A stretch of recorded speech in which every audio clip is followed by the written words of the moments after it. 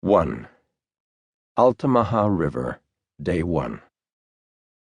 The river, storm-swollen and heavy, gleams like a long dark muscle in the earth, a serpent sliding mindless through the yet bare arcade of river birch and cypress that lines its banks.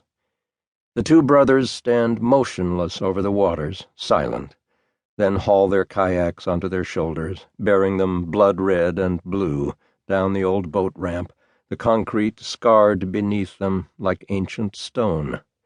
A pair of fractured gullies, parallel, marks the hard decades of boat trailers and trucks, and the traces shine wet and broken in the early light. The ramp runs like a dagger into the shallows, vanishing into the tea-dark current.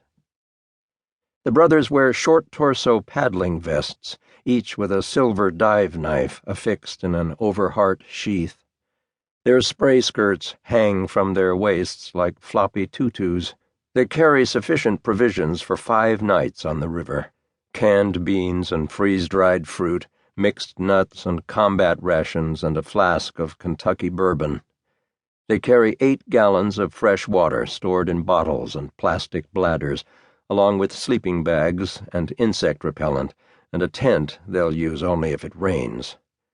On one of the boats, lashed aft of the cockpit, they carry 5 pounds of ash in a black nylon dry bag. Their father. Hunter, the younger, steps knee-deep into the current, and he can feel the weight of it pulling at his calves and ankles, the dark pull that is like an ambition. The spring rains charge down the dark swales of the Appalachian foothills, rumbling in wider and deeper confluence, birthing rivers that slither for the sea. Midway they tumble and crash over the fall line, the belt of shoals and waterfalls and hydroelectric dams that marks the lost edge of the continent, past which the state of Georgia was once the bottom of a prehistoric sea. The fossils of ancient corals and mollusks are found far up country, and the land is full of shark's teeth. Hunter wears one on a string around his neck.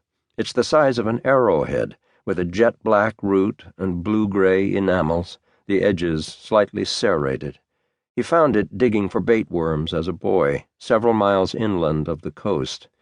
It is from Megalodon, the 50-ton shark of the Cenozoic era. He and his brother are putting in deep below the fall line, down in the ancient seabed of slash pine and cypress and gum, while above them roam heavy gray monsters of cloud. Lawton sits erect in his boat, waiting. "Boy, you planning to lollygag all day or what?" Hunter looks down at him.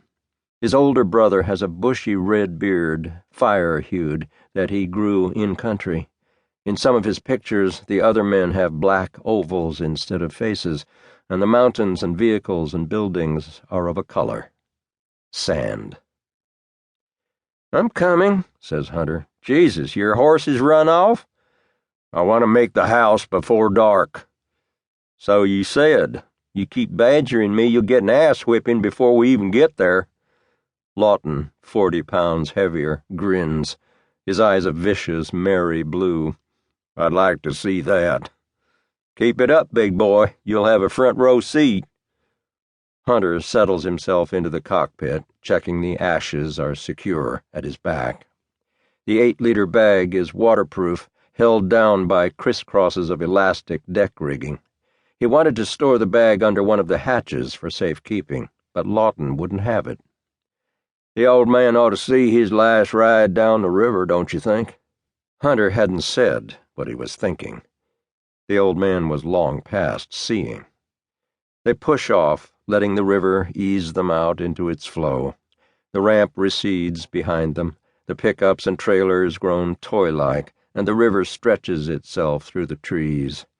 They are outside the mill town of Jessup, Georgia, some 50 miles to the coast by crow flight, but their journey seaward will be twice that long, the river winding its way through the low country before them, curling nearly back onto itself again and again, growing ever more brackish and tidal before it empties its mouth into the sea. Half a mile downriver.